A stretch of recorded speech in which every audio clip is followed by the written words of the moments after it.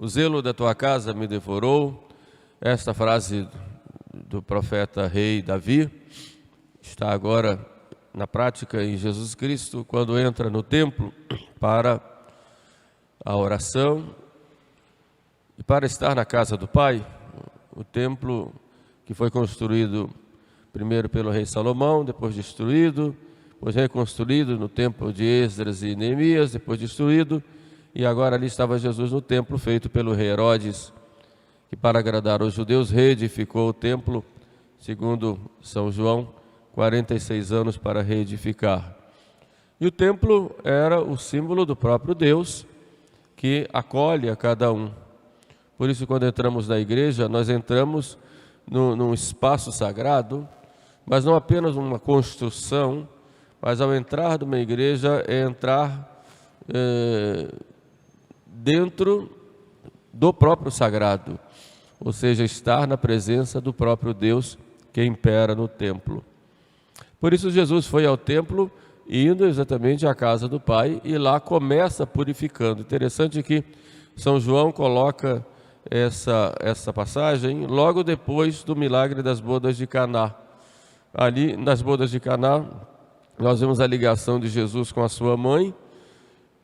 Maria fala com Jesus da necessidade daqueles esposos que tinham se casado, porque faltava vinho.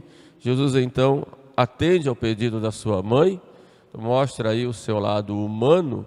Agora no templo Jesus vai mostrar que ele é homem, mas é Deus, né? É Deus feito homem. E ali ele vai entrar no templo para purificar o templo que estava cheio de impurezas. E que impurezas são essas?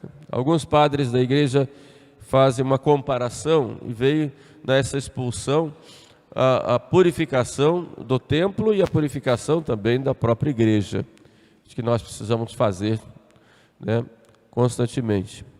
Primeiro, Jesus expulsa os cambistas, aqueles que trocavam dinheiro. Era normal que houvesse cambistas naquela época, porque os judeus, muitos vinham de longe, de outras regiões, e traziam moedas, suas moedas, sobretudo as moedas dos romanos, e ao entrar no templo não podia usar essa moeda romana, porque ela tinha a imagem de César e era uma moeda pagã. Então trocavam por uma moeda do templo. Então era normal e era permitido que houvesse esses cambistas que trocassem essas moedas. O problema estava no fazer daquilo um meio de comércio, passando por cima da própria justiça, né? Havia também a necessidade de bois, ovelhas, né?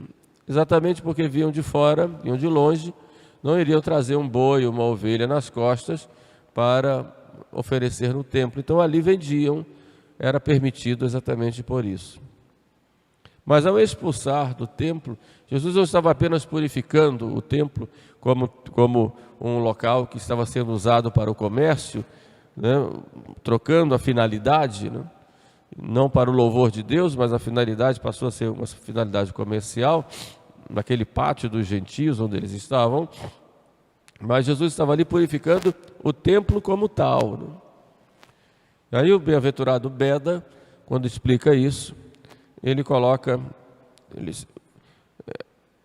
aqueles objetos que estavam ali, aqueles animais, como símbolos, como alegorias de coisas muito mais profundas que podem acontecer dentro da igreja. Expulsa primeiro as pombas. O pomba é sempre símbolo do Espírito Santo. Então Jesus não quer que dentro do seu templo a graça do Espírito Santo seja vendida. Ele não quer que nós, que somos ministros do templo do Senhor, não façamos dos sacramentos ou dos meios da graça objeto de venda, de compra e venda. A igreja, ela não pode fazer isso. É claro que todos devem ter consciência das necessidades da igreja e darem a sua contribuição, atualmente através do dízimo e também das espórtulas que simbolizam seus sacrifícios, mas que não pode haver uma relação de troca. Tem gente que chega, pede uma missa e pergunta: quanto é a missa?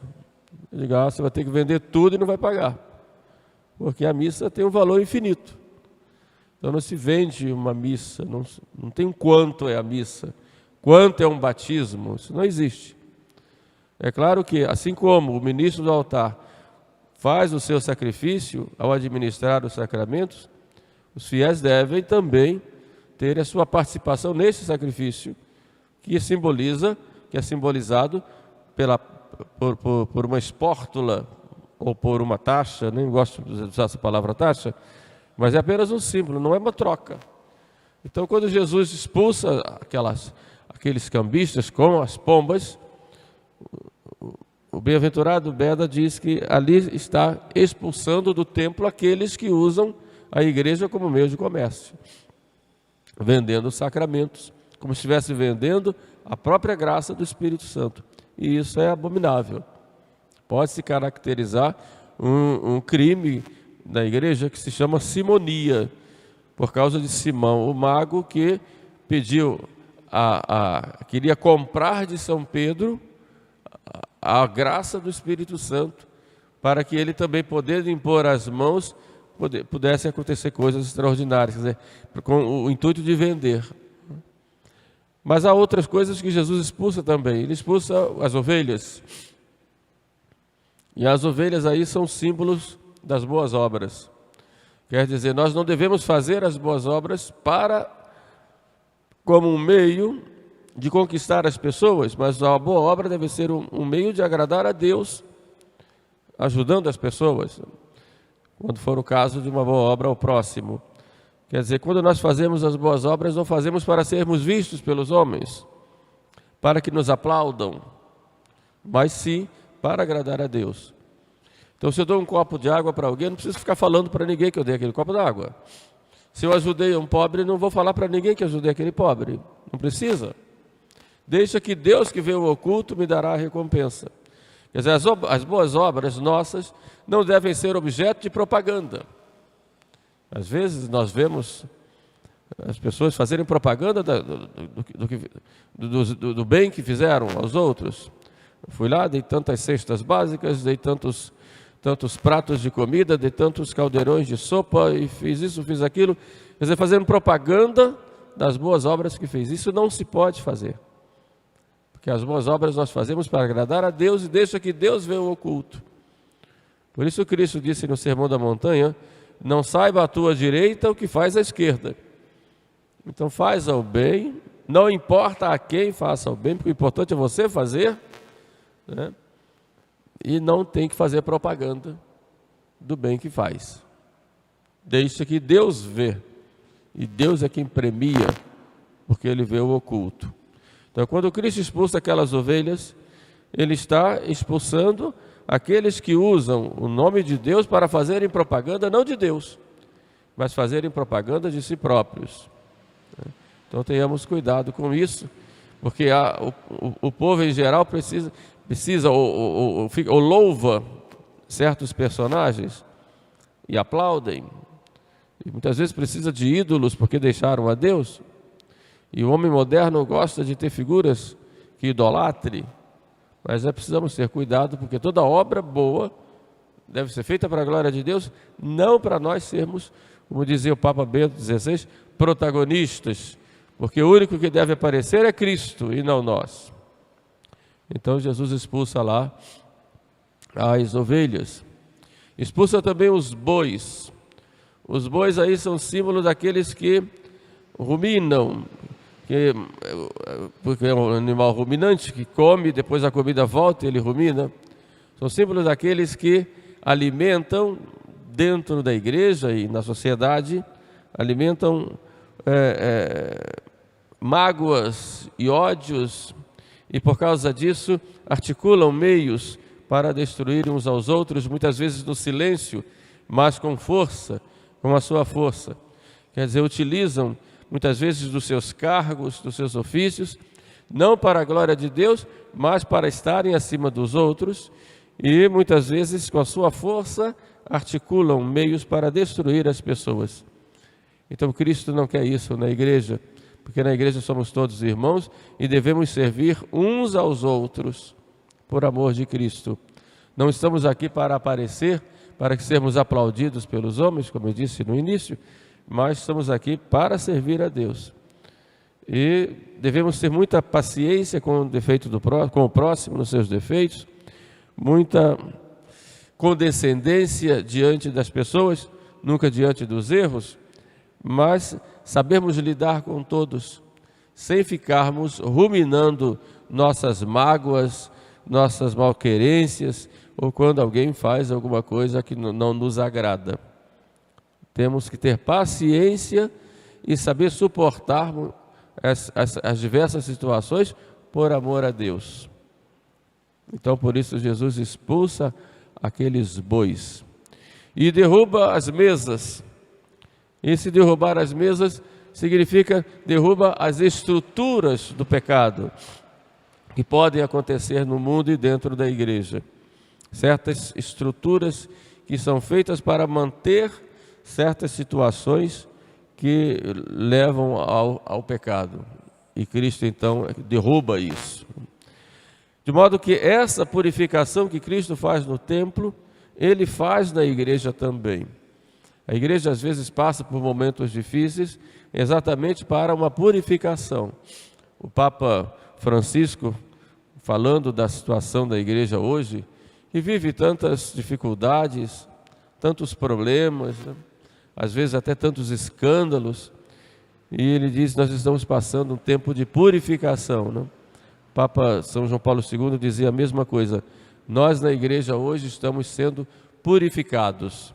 Então todo esse sofrimento que nós temos agora também com essa pandemia é tempo de purificação, de olharmos tudo isso como um meio que não que Deus queira diretamente, mas que Deus permite para nós sermos melhores, sermos mais fiéis.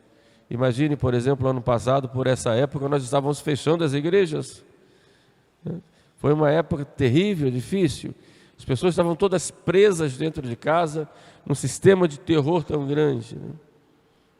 Mas, por outro lado, nós vemos quantas vezes houve banalização na própria liturgia, banalização na comunhão, quanto desrespeito, quanto descuido nós tínhamos. Então Deus nos faz essa purificação para nós darmos mais valor às coisas de Deus, com mais pureza. Quantas famílias não se encontravam, não se viam, e como Deus permitiu tudo isso para que as famílias ficassem mais próximas, para que uns ajudassem aos outros. De modo que todas essas situações que são ruins, que nos fazem sofrer, Deus nosso Senhor, isso serve como uma espécie de chicote, não que Deus queira o mal, mas que Deus permite, exatamente para tirar daí um bem maior. Então vamos aproveitar tudo isso, toda essa situação, para estarmos mais unidos a Deus, para estarmos mais unidos entre nós, para sermos mais compreensivos, mais abertos, mais pacientes, para sabermos oferecer as dificuldades do dia a dia em sacrifício por amor a Deus, e assim sejamos melhores. E dentro da igreja, que nós busquemos viver uma vida de mais união com Deus, de mais união com os nossos irmãos, sabendo suportar com paciência seus defeitos, procurando ajudá-los, ajudar-nos uns aos outros. É exatamente essa purificação que Cristo fez no templo naquela época, e Cristo vai fazendo na igreja e vai fazendo nas nossas vidas no decorrer dos tempos. Então pensamos a Santíssima Virgem Maria, que estava com ele em Caná e viu a necessidade daqueles esposos e intercedeu, que ela, estando agora como mãe da igreja, também interceda por todos nós.